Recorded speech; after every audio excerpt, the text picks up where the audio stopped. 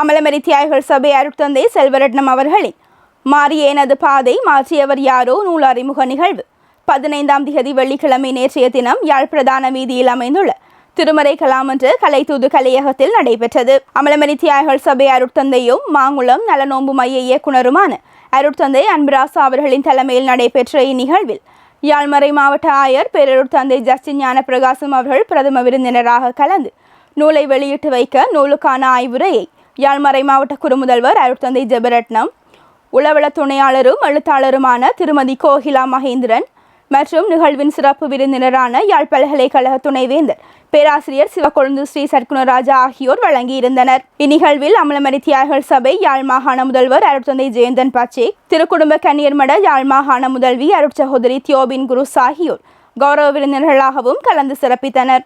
இந்நூல் அருட்தந்தையின் வாழ்க்கை கதையோடு ஆரம்பித்து அதனூடான படிப்பினைகளை ஆன்மீக உளவியல் சிந்தனைகளாக தொகுத்து பிரபஞ்ச ஆன்மீகத்தினூடான இவரின் வாழ்வின் இறுதி அத்தியாயத்தை வெளிக்கொணர்வதாக அமைந்துள்ளது.